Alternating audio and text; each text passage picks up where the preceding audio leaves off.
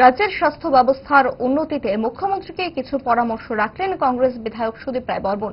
কংগ্রেস বিধায়কের মুখ্যমন্ত্রীকে অনুরোধ বিষয়গুলি ভেবে দেখতে পারেন।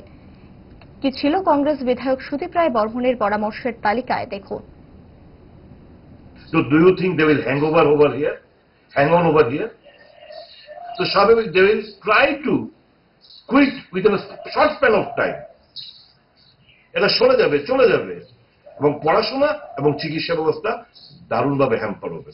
বরঞ্চ ওয়ার্ক কালচার ফিরিয়ে আনুন, হাসপাতালের যন্ত্রাংশ মেনটেন্যান্সের নাম করে পাচার হয়ে যাচ্ছে, নজর দিন।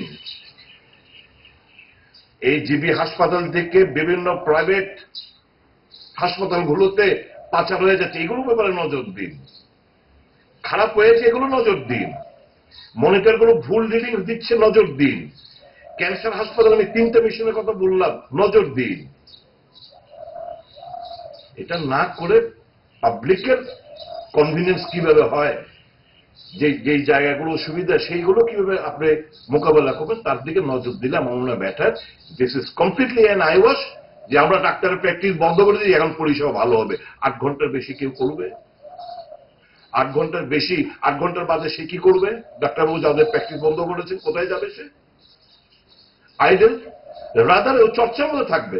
নানা হোক পেশেন্টরা যারা হাসপাতালে যায় না, ওভার ক্রাউডিং বলে, ওভার ক্রাউডিংটা কোনো ম্যানেজমেন্টের কোনো ব্যবস্থা নিয়েছেন?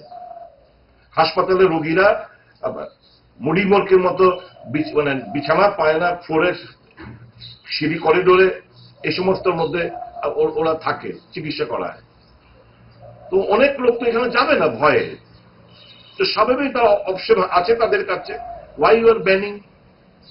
এগুলো চিন্তা আপনারা করবেন আমার বিশ্বাস।